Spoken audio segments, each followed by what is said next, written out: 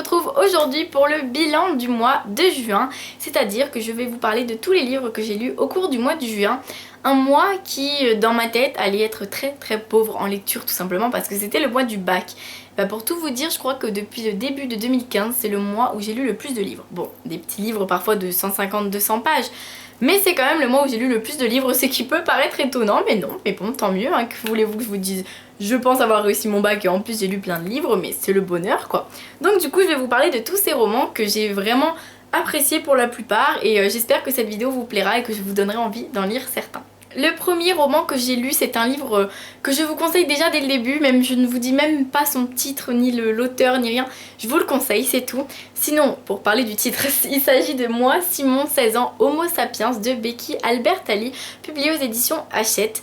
Ils ont eu vraiment raison de publier ce roman parce que ce roman est vraiment incroyable. Moi je l'ai trouvé tellement touchant, enfin faut peut-être que je vous parle du résumé avant tout, mais c'est l'histoire en fait de Simon qui se rend compte qu'il n'a pas d'attirance pour les filles et donc qu'il est homosexuel, qu'il est gay. Et il parle avec un certain Blue, on ne sait pas du tout le prénom de Blue ni son identité. Il lui parle via les mails et il sait que Blue est dans son lycée mais il ne sait pas qui il est en fait. Et les deux entretiennent cette relation en sachant qui est l'autre mais sans savoir qui il est vraiment en fait. Ils se connaissent que par mail. Et tout cela pouvait très bien se passer jusqu'à ce qu'un certain Martin, et oui c'est bien cela, découvre les mails de Simon et lui fasse du chantage pour que Simon lui arrange une amourette avec une amie à lui et s'il lui arrange le coup entre guillemets, et ben Simon n'aura pas tous ses mails diffusés partout au lycée.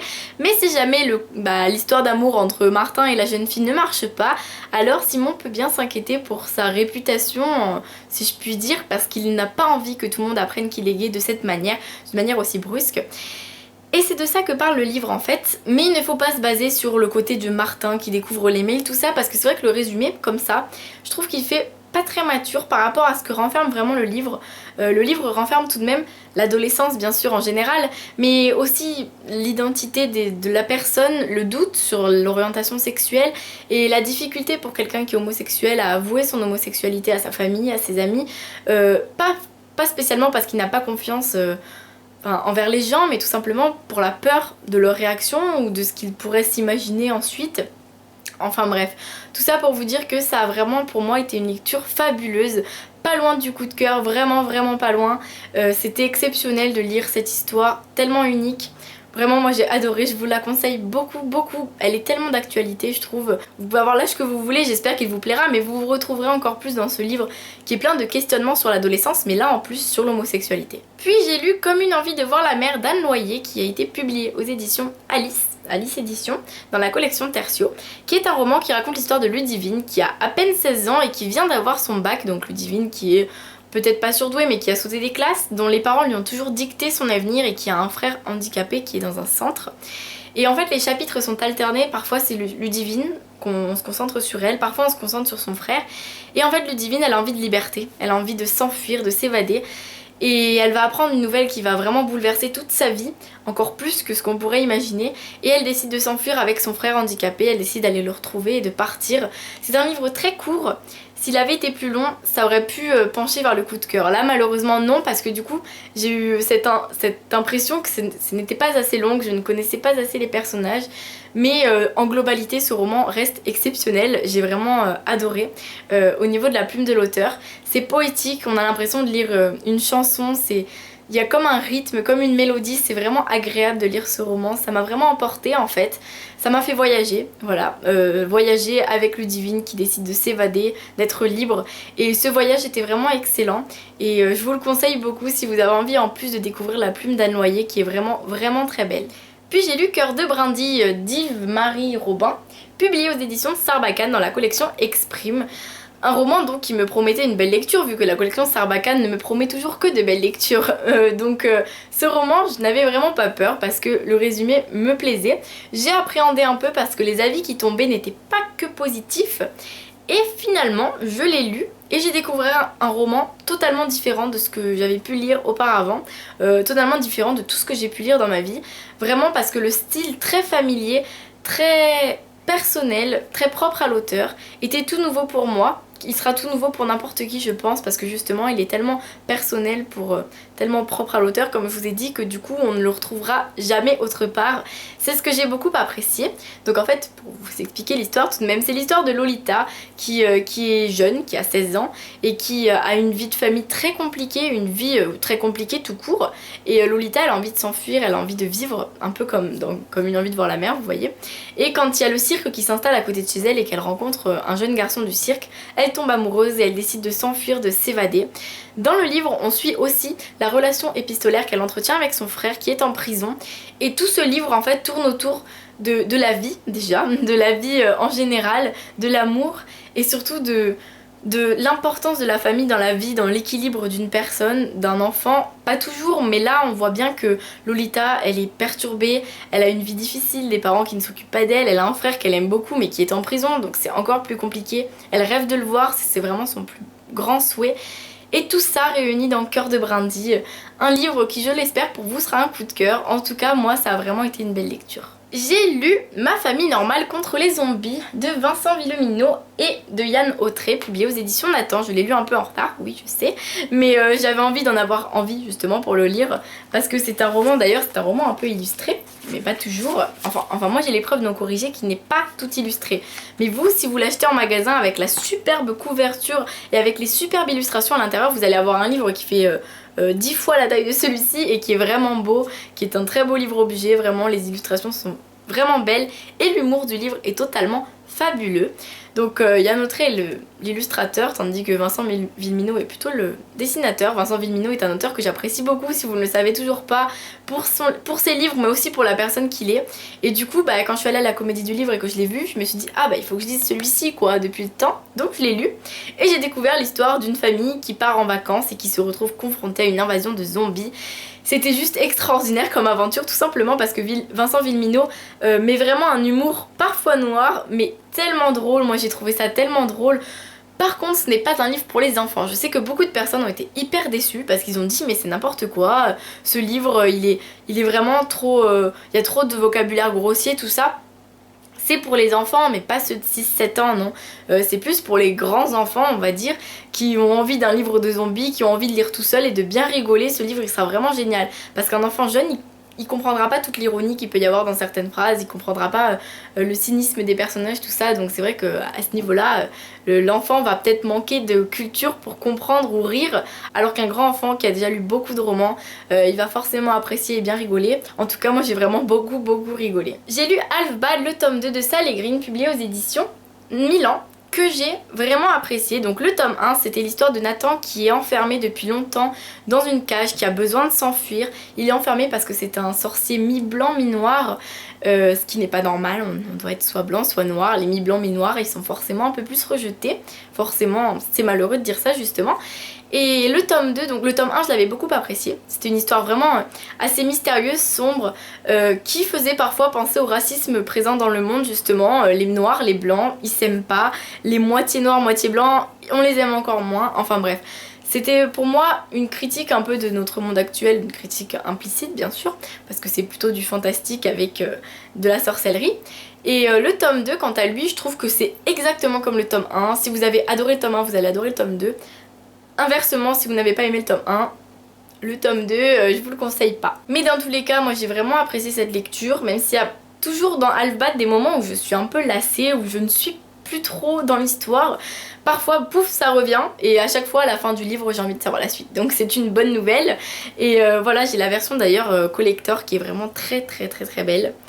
Donc avec les pages toutes rouges, c'est vraiment très joli. Puis j'ai lu Younger de Pamela Redmond-Satran, publié aux éditions de Noël, qui est un roman qui raconte l'histoire de Alice qui a 44 ans et qui a une vie assez compliquée à ce moment-là. Elle a sa fille qui part faire des actions humanitaires très loin. Elle a son mari qui l'a quittée il y a 1 an et donc elle a divorcé. Elle se retrouve donc seule, elle est triste, malheureuse, elle n'arrive plus à trouver d'emploi parce qu'elle a consacré toute sa vie à sa fille jusqu'à ce qu'elle parte. Du coup elle avait pas de métier pendant de nombreuses années. Et là, elle va aller à une soirée avec sa meilleure amie Maggie, elle va être transformée, si bien qu'on croirait voir une femme de 25 ans. Et là, elle va vivre la vie d'une femme de 25 ans. C'était vraiment agréable de lire cette histoire, vraiment drôle, parce que le livre est sur le ton de l'humour, vraiment. La première page m'a fait rire et je me suis dit, c'est directement bon signe ça. Ça a continué, donc très bien, parfait. Et j'ai trouvé vraiment le livre sympa, l'histoire agréable, l'histoire d'amour très romantique à suivre. Et puis tout en général était sympa, tout était nouveau je trouve parce que c'est rare qu'on lise des livres sur une femme de 44 ans qui veut ressembler à une femme de 25 ans. Et toute l'histoire on a le suspense de qu'est-ce qui va se passer quand son copain va le découvrir, quand sa fille va le découvrir, quand... Bref, tout le suspense fait qu'on a envie de lire l'histoire jusqu'à la fin. Une fin qui m'a un peu frustrée sur le coup, mais qui m'a quand même plu. Donc à voir si vous l'aimerez, si vous le lisez, mais n'hésitez pas à me le dire. J'ai lu L'Antichambre des souvenirs de Iman et Itayo, publié aux éditions des Plumes Solidaires, qui est un roman qu'elle m'a elle-même envoyé. C'était d'ailleurs très gentil et je l'en remercie. Et en fait c'est le livre 1 et c'est une intégrale. Donc c'est l'histoire de Dana qui a 32 ans, qui a vraiment une vie agréable, un copain, elle va bientôt avoir un enfant, quand là lui arrive un terrible accident qui fait qu'elle plonge dans le coma. Et pendant son coma elle se retrouve plongée dans une antichambre où il y a 5 portes qui vont lui faire revivre 5 souvenirs différents. Et à la fin de tout ça s'ouvrira ou la porte de la vie ou la porte de la mort. Le suspense, vous avez déjà compris où il est, on est en mode quels vont être les souvenirs, est-ce que les souvenirs ont un impact sur la porte qui s'ouvrira ensuite. La question cruciale c'est quelle porte va s'ouvrir. Si vous voulez savoir tout ça, n'achetez surtout pas le livre 1.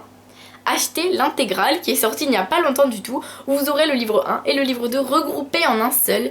Ce qui sera, je vous le dis, beaucoup moins frustrant pour vous parce que le livre 1, c'est vraiment addictif en fait comme histoire parce qu'on a vraiment envie de savoir. Vu que c'est assez court, on le lit vite, donc du coup c'est vrai que quand on finit on est là, oh c'est pas possible. Je veux savoir la suite des souvenirs, je veux savoir quelle porte va s'ouvrir et en plus ça se finit sur un événement totalement inattendu qui vous met encore plus de suspense et de mystère. Donc si vous voulez découvrir cette histoire, achetez l'intégrale, voilà, parce que le livre 1, vous n'allez en sortir que frustré, hein. Il faut vraiment lire les 2 tomes pour être bien. Donc j'espère que vous les lirez, et en tout cas j'espère que ça vous plaira. Moi j'ai vraiment apprécié la plume et les idées surtout, j'ai trouvé ça vraiment sympa. Avant-dernière lecture de ce mois-ci, il s'agit du Journal de Gurty de Bertrand Santini, publié aux éditions Sarbacane dans la collection Pépix, donc c'est un roman jeunesse. Et la première phrase qui m'est venue en finissant ce roman, c'était vraiment si je l'avais lu quand j'étais hyper jeune, enfin quand j'étais en âge de lire au tout début, 7 ans, 8 ans, quand je lisais vraiment mes livres toute seule, ce livre ça aurait vraiment pu être mon roman préféré tout simplement parce qu'il est hyper drôle et que même moi à presque 18 ans, je faisais que rire, même quand il y avait le mot caca, oui je rigolais aux éclats parce que c'était tourné d'une telle façon qu'on était obligé de rire en fait, surtout quand on a mon âge on va dire et que justement c'est pas spécialement un livre de notre âge, ça nous fait rire quand même et c'est vraiment ce que j'ai trouvé exceptionnel. C'est donc l'histoire de Gurty, une petite chienne adorable qui part en vacances et qui nous emmène avec elle. Donc il y a des illustrations qui sont aussi faites par l'auteur, enfin par Gurty, pas par l'auteur. L'auteur qui a vraiment une petite chienne qui s'appelle Gurty et qui ressemble vraiment à celle-ci, donc vraiment j'ai trouvé ça fabuleux comme idée. En fait vous avez des chapitres qui à chaque fois racontent un petit événement du son voyage et ça peut être des chapitres très courts comme des chapitres très longs. Et il peut y avoir des illustrations, parfois oui, parfois non. Bref, c'est un livre hyper agréable à lire. En plus, à la fin, vous avez des tests, des petits jeux, des petites recettes pour faire un gâteau, des où se cache Gurty, où se cache tête de fesse. Oui, là, c'est tête de fesse. Et vous avez même une cocotte. Vous savez, les cocottes là où vous demandez un nombre et puis je fais genre 1, 2, 3. On choisit Gurty parce que c'est plus drôle. Et là, imite un chien qui fait pipi. Je vais pas le faire. Tout ça pour dire que le Journal de Gurty est vraiment un roman excellent. Alors si vous voulez offrir un roman à votre enfant, votre nièce, votre neveu, qui vous voulez, qui est en âge de commencer à lire ses livres tout seul et qui rigole bien, offrez-lui sans souci, je suis sûre qu'il appréciera ce roman, surtout s'il commence à lire et qu'il commence bien à rigoler à certaines blagues, celui-ci il le fera forcément rire. Et dernière lecture du mois de juin, il s'agit du roman Les Intrigantes de Christine Ferré-Fleury, publié aux éditions Hachette. Il s'agit de l'histoire de Élise et Rouge. En fait, on suit les chapitres qui sont toujours soit centrés sur Élise, soit sur Rouge. Ce sont vraiment des histoires sur Versailles en fait, les péripéties qui se passent à Versailles, les personnes qui ne vivent que pour l'apparence, pour la superficialité, pour les belles robes et les bijoux et la richesse, les personnes qui sont prêtes à tout pour être riches, même à épouser quelqu'un d'absolument ignoble, tout simplement parce qu'elles veulent avoir de l'argent. Et justement ce roman c'est à propos de tout ça justement, de ces personnes qui sont comme ça. Mais il y a beaucoup de suspense en fait, il y a beaucoup d'intrigues qui malheureusement ne sont pas assez révélées dans le tome 1, donc ça a l'air d'être une duologie ou une trilogie, je n'en ai aucune idée, mais c'est vrai que ça aurait été préférable que tout soit un peu plus regroupé, parce que là du coup on finit le livre, on n'a pas spécialement eu le temps de s'intéresser à toute l'histoire. Franchement, moi, si ça ne tenait qu'à moi, là, à la fin de ce roman, j'ai pas spécialement envie de lire la suite parce que ça se finit assez normalement. Et du coup, bah, il n'y a pas eu assez d'intrigue pour moi pour que j'ai envie de continuer. Parce qu'il n'y a pas eu assez justement d'éléments résolus. On a trop de questions pour pas assez de réponses. C'est ce qui m'a un peu déçue. Mais en soi, ça a été une bonne lecture dans l'ensemble en fait. Parce que c'était agréable de lire les histoires de Versailles, les potins, tout ça, les ragots. Hein. Si vous aimez ça, vous allez aimer ce livre. Mais c'est vrai que ça, c'était assez drôle à suivre. Mais après, ça a quand même été une légère déception parce que j'avais adoré Au bois dormant de Christine Ferré-Fleury. Et là, j'ai moins retrouvé le talent qu'il y avait dans Au bois dormant pour qu'on soit passionné en fait. Donc voilà, c'est d'une légère déception, ça reste quand même un roman assez bon pour moi. Et voilà, vidéo terminée, j'espère qu'elle vous a plu. En tout cas, moi, ça m'a fait plaisir de vous parler de toutes mes lectures. Je ne sais pas quelle sera la prochaine vidéo postée sur la chaîne mercredi prochain. J'espère qu'elle vous plaira en tout cas. J'espère que celle-ci vous a plu. Je vous fais plein de bisous. Je vous dis à très bientôt pour une nouvelle vidéo. Et n'hésitez pas à commenter, à aimer, à vous abonner, ce que vous voulez. On se retrouve très vite. Bisous!